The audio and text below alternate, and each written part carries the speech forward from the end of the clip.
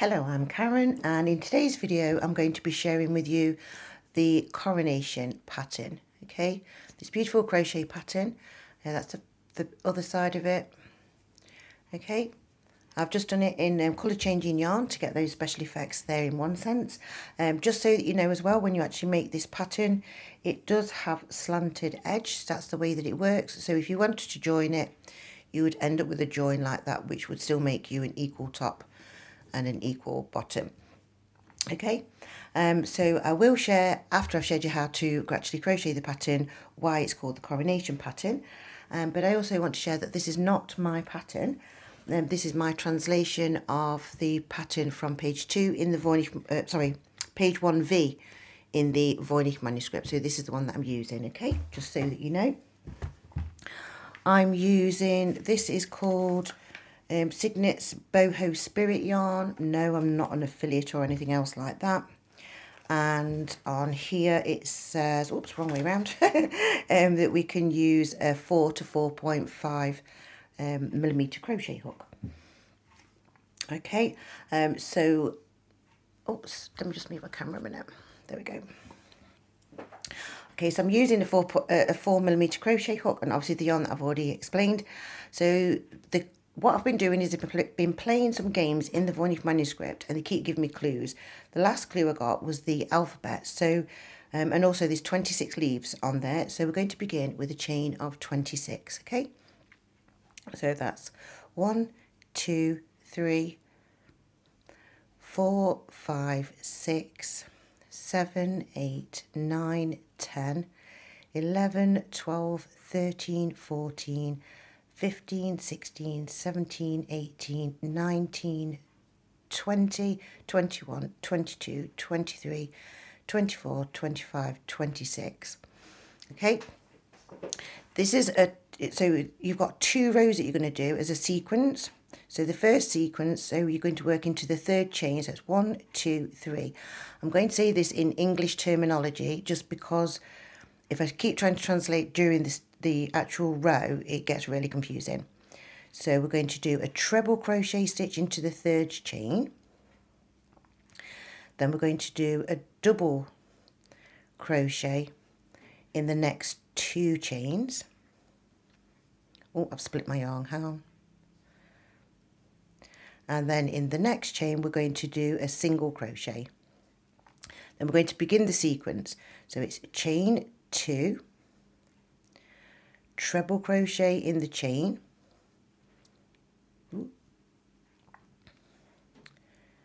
double crochet in the next 2, and single crochet in the next. Okay, chain 2, treble crochet into the chain, double crochet, double crochet, single. What I'm going to do is I'm going to turn over to say in American terminology now, just to be able to help any that uses American terminology. So it's chain 2,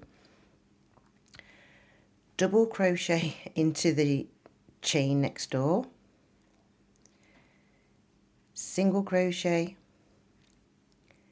single crochet, slip stitch, chain 2, double crochet,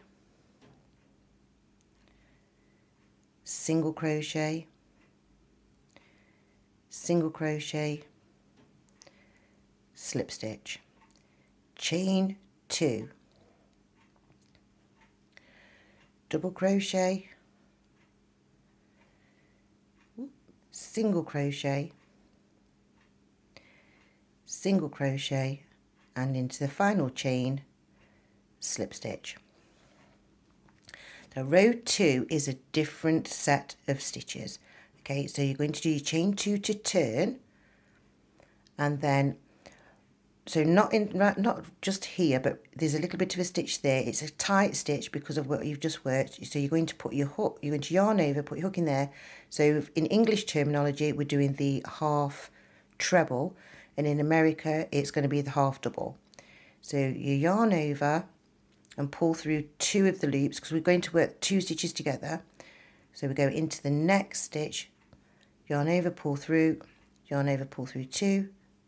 So that's half treble crochet 2 together in English and half double crochet 2 together in America.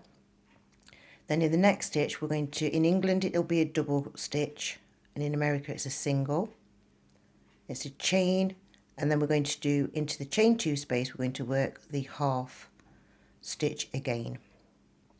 So you're going to begin your sequence, so it's half, so you're going to go into this, not there, but right next door to it. So you're going to go into there, yarn over, pull through 2, because we're going to work 2 stitches together. And then work that stitch there, chain 1, and then do the half stitch into the chain 2 space. Okay, so it's in English, half treble 2 together, double, chain 1, half treble in the chain 2 space.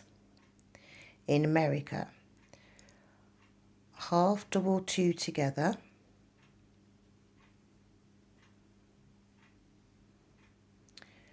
single, chain 1, half double into the chain 2 space. Okay, so we're doing the half stitch 2 together, and we're doing this stitch, chain 1, and then half into the chain 2 space. We're nearly at the end of this row. So we're going to go half double or half treble 2 together.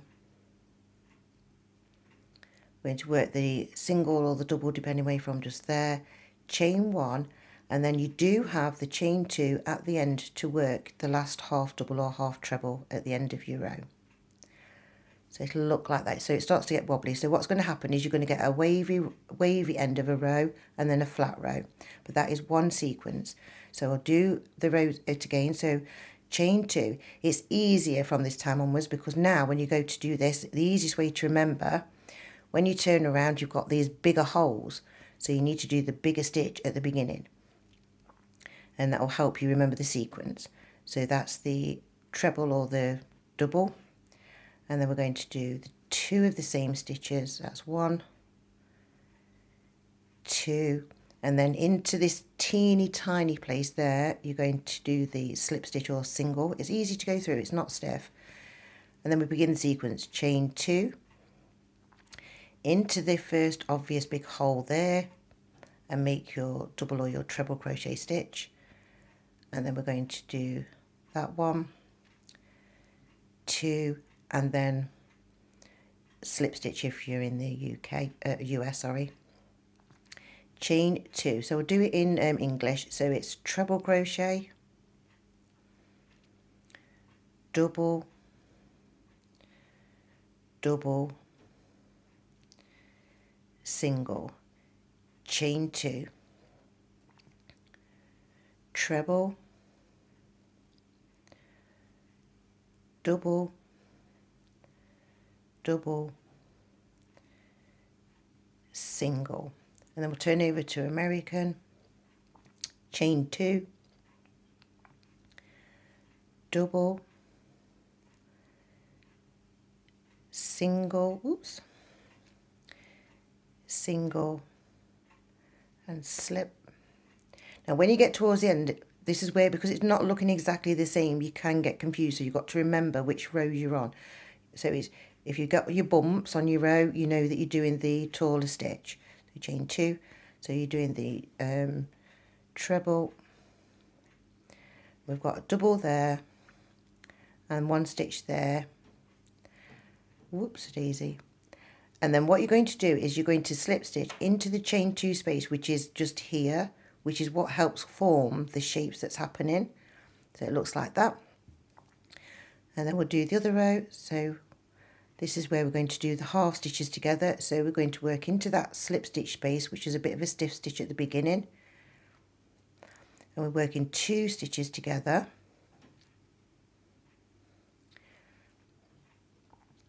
and then we're going to do the single if you're in the US, chain 1, and then we're going to do a half stitch in the chain 2 space. So you're going to do half stitch 2 together, drop down, chain 1 and into the chain 2 space. So in English, half treble, 2 together, double, chain 1, half treble in the chain 2 space. Again, half treble, 2 together, double, chain 1,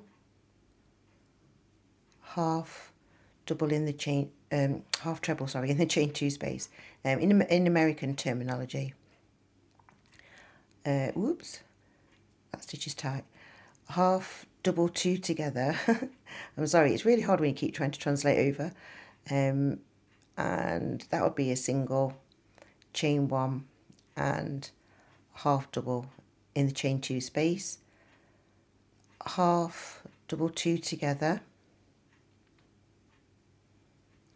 drop down to do your single, chain 1, and then into this end chain space there, make your last stitch. Okay, so that's what it looks like after doing 2 rows of the actual sequence. So realistically, you've done 4 rows. Okay, so like I did say, I was going to share with you why it's called the Coronation Pattern.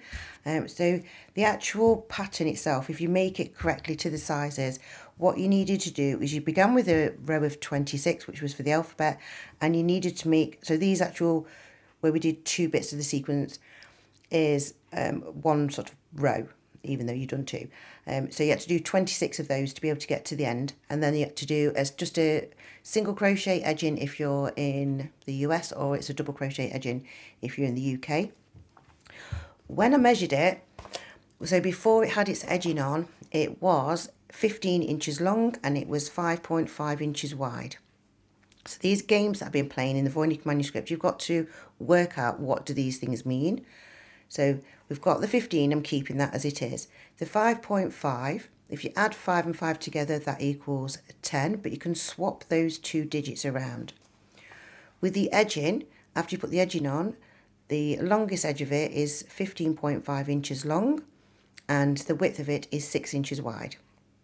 So with here, we've got 155, and here we've got the 6. If we turn that over to make it into a 9, we get the date. Remember I said swap the other ones, of 15th of the 1st, 1559. That's in English ways. In the US they would have the 1st of the 1559. But that is the coronation day of Queen Elizabeth I. And because I've been trying to share that, I've actually been trying to share how that the bell gauge is also involved with all of this. On this pattern, on the smallest side, it's 14 inches, which I've been sharing. The number 4, the 14, is the 4mm crochet hook, which is also the number 8, because it fits in this gap here as well. But it's the 8 in the UK, which the 8 is like an eighth of an inch. So the 4mm was the closest way you could turn millimeters into from inches to millimeters. So I just want to say thank you for watching, thank you for liking. If you want to go and do the bells, that's in obviously one of my other videos.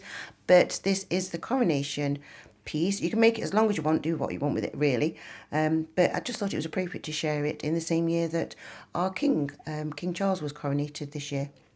So thank you for watching, thank you for liking, thank you for sharing, thank you for subscribing. Bye for now.